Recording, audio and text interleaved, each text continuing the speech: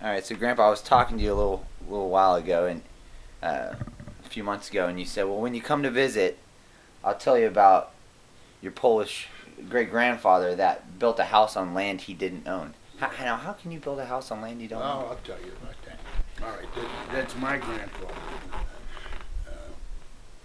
Oh, so that'd be my great great He'd grandfather. be your great great grandfather. Yeah, his name was Didnt Supanovich. He never did change his name to Stanley because he couldn't figure why he should be called Stanley. But even he got his name corrupt. And when he went to work in the mines and he told them his name was Vincetti, they said, no, in America, Vincetti means William. So from then on, they called him William Stanley. Hey, So that's my William name. Supanovich. Oh, But Vincetti doesn't mean William. Doesn't mean- Vincetti means Vincent. yeah, that would make sense. Sure. But anyhow, all right, I had told you in the previous story that he had come and married the widow of his cousin. Okay. And he worked in the mine after that. And he saved some money. He also made some money as an interpreter in the court because he could speak Russian and Polish and Lithuanian. His mother was a Lithuanian, so we have some Lithuanian blood too. And he would and as he learned some English, he made a little money as an interpreter in the court when these immigrants would have to come in for some legal matter. Oh, that's cool.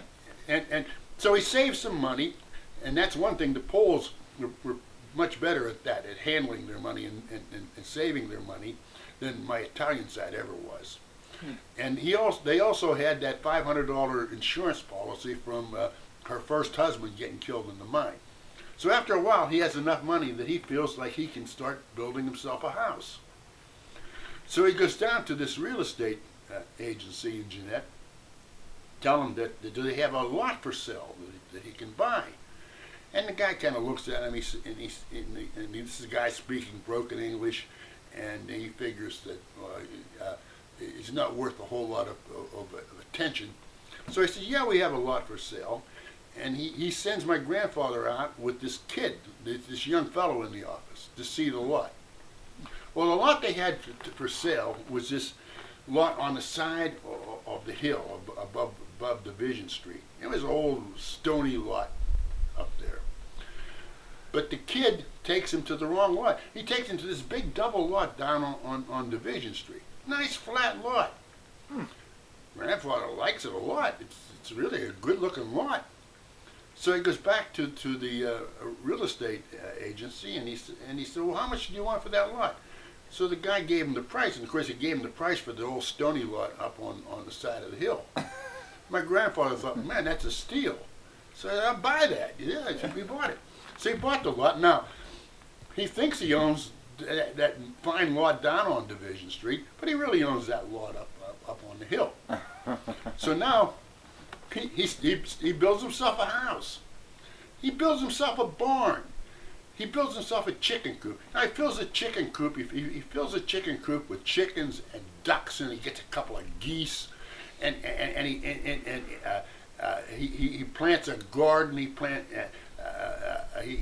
plants himself a grapevines, and now he can get vegetables from his garden. He can make some wine from his grapes. He has himself a cow and a couple of goats. He can get his milk. He has his chickens that he can eat and provide him with eggs, and his ducks. And they also provide feathers for my grandmother to make feather ticks and stuff like that.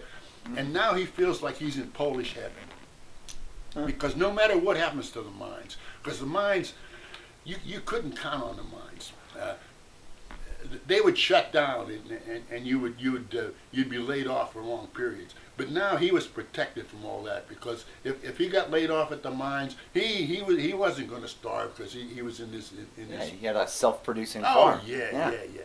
Okay, but after a number of years, he not only does his English get better, but although he could always read Polish, now he can read English too. So he happened to look at his deed, and he suddenly realizes that the lot on which he has built his house and his barn and all everything. It's not the lot that he owns. He owns this lot up on the side of the hill where his sons used to take the cow and the goats to graze. So wait, Yeah. so did the person who owned that lot ever come back for it? I have to tell you about that. Oh man. Okay, so now he goes to that real estate agency. He tells him that, and the guy that runs the real estate agency, he feels like it's at least partly his fault. You see, so he said, well, the first thing we have to do is find out who owns that lot. So they found out that it was owned by a guy in Pittsburgh who had inherited it. So they called him out and they said, you want to sell that lot that you have in Jeanette? And the guy said, well, I don't know. I never saw that lot. He probably The would guy never said- known. Yeah, the guy said, come down to Jeanette, we'll show it to you. Oh, He great. comes down to Jeanette. They take him up on the side of the hill and they show him that rocky old lot up on the side of the hill. And he says, oh yeah, I'll sell that. Yeah. That's great. So they showed him the crap lot. Yeah, yeah, right. So my grandfather bought that. Now he really owns the lot that he has his house on. Now he That's tells good. me this story. I didn't know this story until my grandfather was about 86. He tells me this story. Now, if that had happened to my Italian grandfather would have been laughing like hell. Oh man.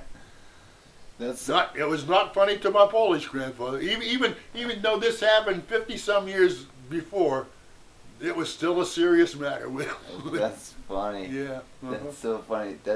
So that's a pretty good trick there. So he had never seen a lot, so they showed him the. Yeah, they showed him The old lot. the lot that my grandfather really did own, and oh, sure. He got kind of a deal, you know. Yeah, he got a deal. He got a really good deal. That's right. He paid for that.